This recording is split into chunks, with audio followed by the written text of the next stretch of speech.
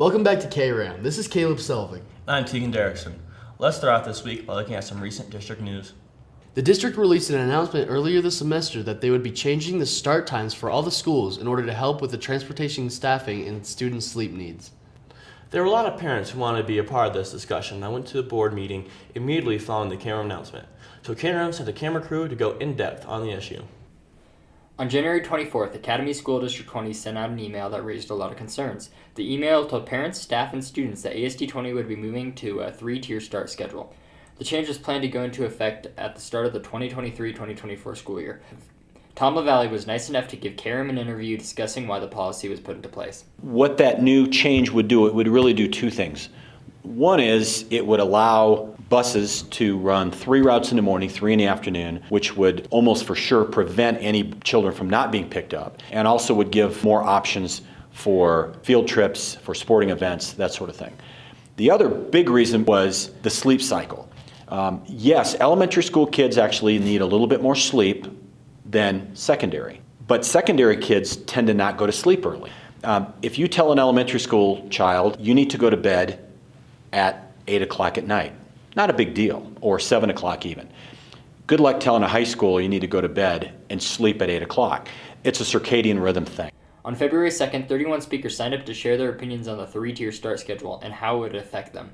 Kram had the opportunity to interview 2 parents who would come to the district board meeting to convey why they opposed the time change. I came to voice my opinion about the new school start and end time and the schedule that was sprung upon us with an extremely early start time for kids that need after school care. They can't be left alone. So there's a lot of different areas where it negatively impacts our family and the children. My children, to get to elementary school, taking the bus, would have to leave our house at 6:50 in the morning.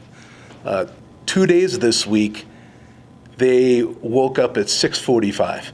So these children, to give them ample time to get ready, to kind of wake up and eat breakfast, they would have to wake up at 6 in the morning. I'm taking a stand against the new start and end time changes that District 20 has not proposed, but put into place for the next school year.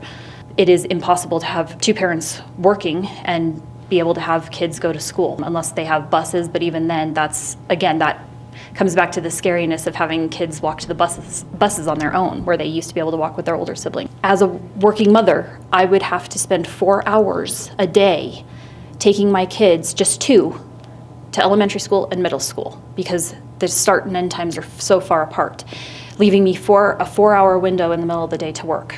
That is not sustainable. For the most part, I feel like I do a lot of research on who I put into those seats, and I trust them.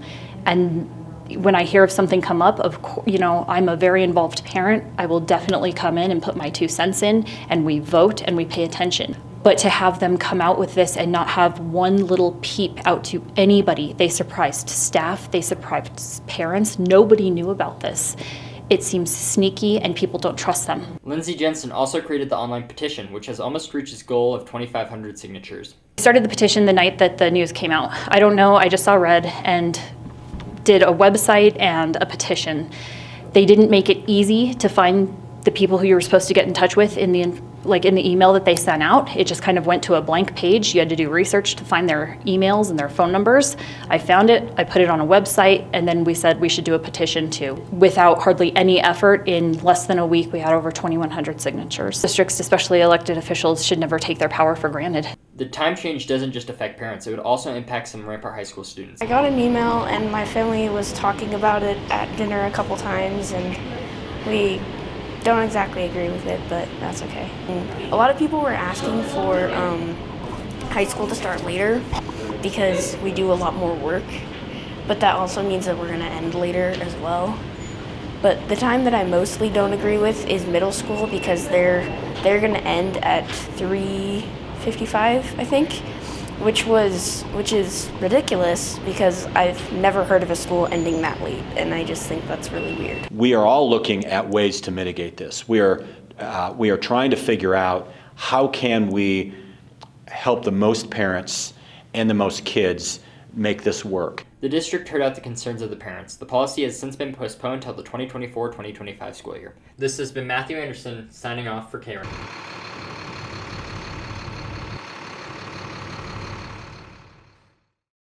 As mentioned, Rams, the time change has been postponed in order to get more parental input on the decision, but it is currently scheduled to go into effect for the 2024-2025 school year.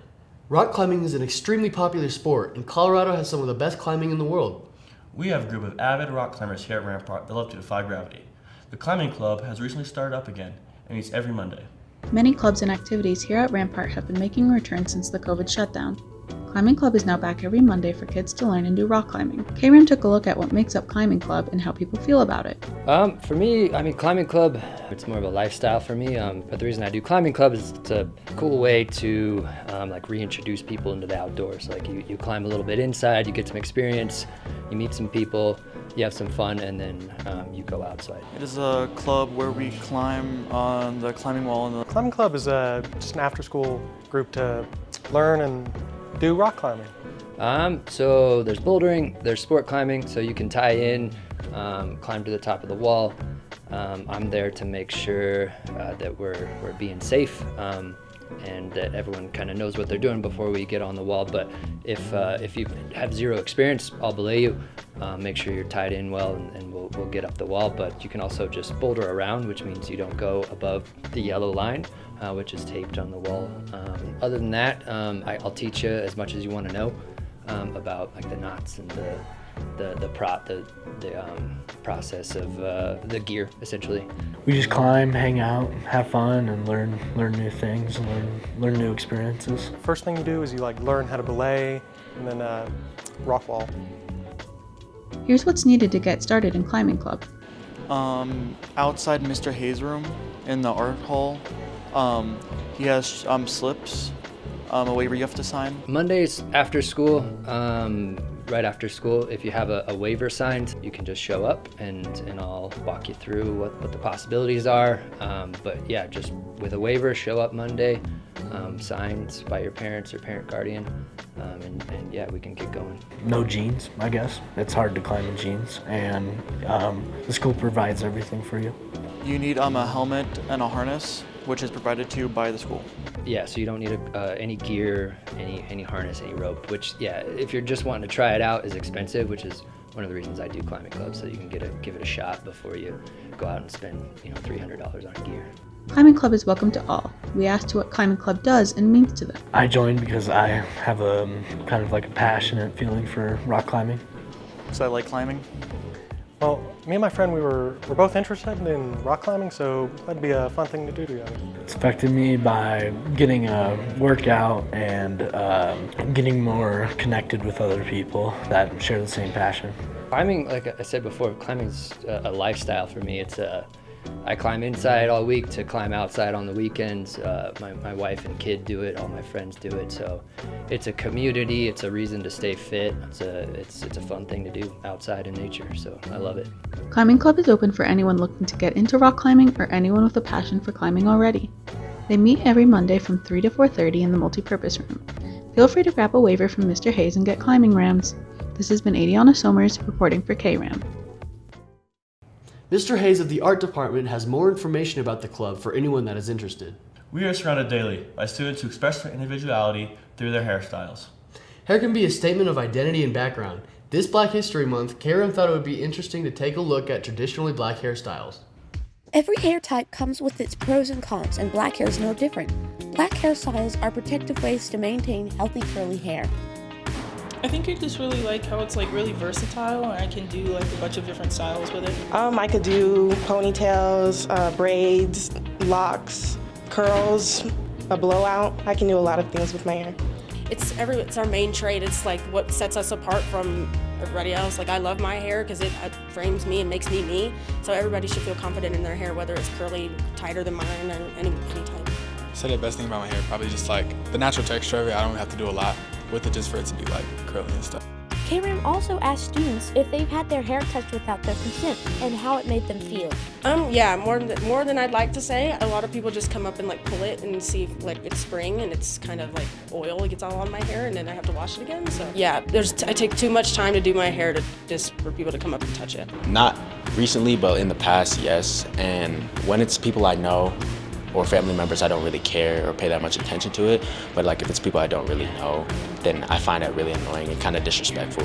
It makes you feel like an animal because, like, why are you touching my hair without permission? And I don't appreciate it. It's disrespectful to touch anyone's hair. There's still workplace discrimination based on racial fashion in the U.S.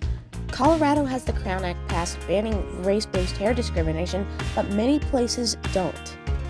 Yeah, that always seemed crazy to me because, nobody picks to have their hair the way it is. Even if you have it this way or any way, like braids, nobody picks to have their hair that way. So discriminating against somebody that you can't control it is crazy to me. You can have a natural color, but you still can't wear the hairstyle because they say it's not professional. My friend has been afraid to wear braids in her professional career for all of her adult working life because of the potential for discrimination. She's afraid somebody would say something, fire her, call her unprofessional for wearing what would be best for her natural hair. In a way, it's kind of embarrassing because I would hate to feel like I have to change something so natural about myself to be accepted by other people. While every person is at liberty to try black hairstyles, some may be unattainable or unhealthy for different hair types. So this Black History Month, before you think about trying black styles, consider the history behind it and the current discrimination people of color face for wearing those styles. This has been Kyra Bass, reporting for Kram. We appreciate you sharing your perspectives, Rams. You might not realize it, but a group of Rampart students will be on TV this coming March in the Southern Colorado Trivia Challenge. The challenge, sponsored by Fox 21 and the CW Network, is a trivia showdown between 30 different Southern Colorado high schools. Kram went to the show taping last Sunday to watch our Rams compete. Recently, Rampart has been invited to compete on the Rocky Mountain Quiz Kids show, where 32 different teams from Southern Colorado schools compete in a trivia competition. Each week, a new episode airs with 2 different teams playing against one another. Trivia Club members explain what the show is and how they're preparing. We're preparing for something called the Rocky Mountain Quiz Competition. Our first competition is going to be on February 19th, and our group is composed of 6 different people. We're all seniors, and together we answer questions over the course of 3 different rounds, and we compete against other high schools in the region. Every single week we meet up 2 times, and we basically have like these packets, and we have different types of questions that Mr. Mooring asks us, and we basically just practice like answering those questions and kind of seeing where we are at and like what we need to know. We practice with like the buzzer, and then we'll answer our questions. We do a timed segment and a non-timed segment, so we can sort of work together in those. So there's 4 rounds. And most of them have a very similar question format. The first round, basically, it's whoever buzzes in first, the team that buzzes in first gets to answer. The second round is called volleyball. One team answers a question, the other team answers a question. It goes back and forth, and they have the opportunity to steal points. There's a lightning round, which is the one different round where they're given like a category, and they have to see how many correct answers they can get in 60 seconds. And then there's a final round, which is the same as the first round, where whoever buzzes in first gets it, but it's worth double the points. As the captain, I'm in charge of picking 4 people for each of the different rounds. So I'll pick 4 people for the lightning round, I will pick 4 people for the volleyball round that we do later, and then I can switch it up based on people's strengths and weaknesses. The members also shared how they became part of the club. I got an email from Fox 21. They were looking for Rampart to put together a team, and I had no idea how to find students to be on it. So I went to Miss Anthony, Miss Manley, Miss Schneider, and they basically brought together a group to try out, and basically the top 6 were our team. We were actually in Theory of Knowledge, and Miss Anthony took a pool of random kids, and I wasn't a part of that actually, and I overheard that it was for something with trivia, and I'm like, you know what, I have a lot of miscellaneous knowledge laying around in my head, so why don't I go give it a try, ask if I can be a part of that. And so they had a little tryout, so I got on the team. It was really impromptu. I had heard about it in my Theory of Knowledge class, and really I just saw an opportunity and took it. Not everyone really joined, it was just kind of like who knew about it at the time, and so I figured it'd be really fun, and so I showed up.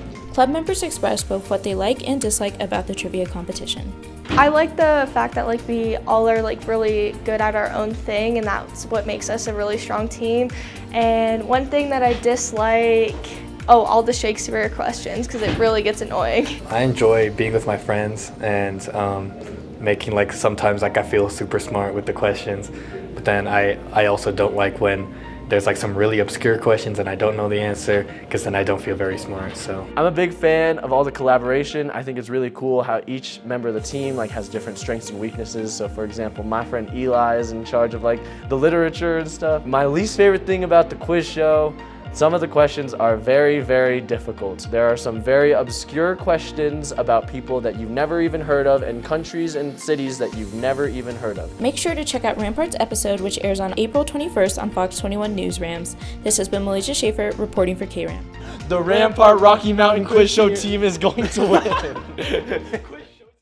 As a follow-up to the story, our Kram reporters got a copy of the trivia show's practice questions to see what they were like. As our student interest piece this week, we thought it'd be fun to ask the rest of the student body the same questions to see how they do. Now that we've met our trivia team, let's see how the average Rampart student does with the same questions. What is the discriminant of a quadratic polynomial 2x squared plus x minus 7 given that the formula is b squared minus 4ac? Oh goodness me. You just put your finger over it, Matthew. No, my finger's not. That's the answer. Oh, take one of your papers. Okay, yeah, that makes sense. Flip it over, slide it down. You just saw the answer. No, I didn't. Square root of 58? You were close, it's 57. 57? Oh, I forgot the one. I have no idea. It's in the Middle East. Yeah, I don't know. Jordan? It's in, I'll give you a hint, it's in the Middle East. So it's in. There's a lot of Middle East out there, brother. Egypt. I was gonna say Egypt.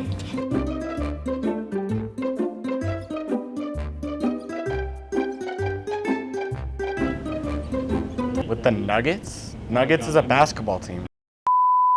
NHL. Oh, Avalanche?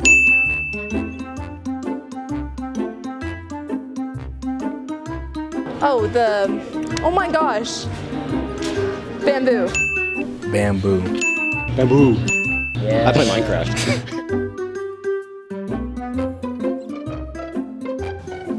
How's that possible? Not sure.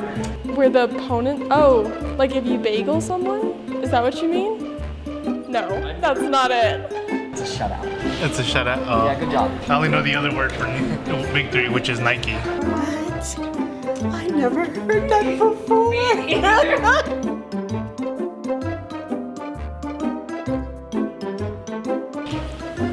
That's a good question. That would be shrapnel. I have no idea. I have no idea. Shrapnel. Yeah. Say again? Well, I don't know. Is it Pop-Tart or ravioli? Oh, that's tough. I'd say that's a vegetable. I don't know. How come shipments come by car and cargo comes by ships?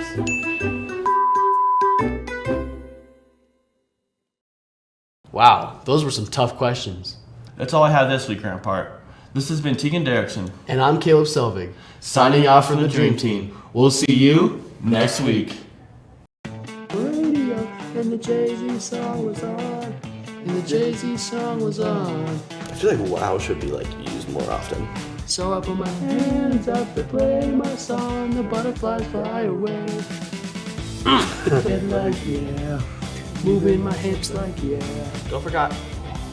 Put my hands up to play my song. I'm gonna be okay. Yeah, it's a party in the USA. That's the one right there.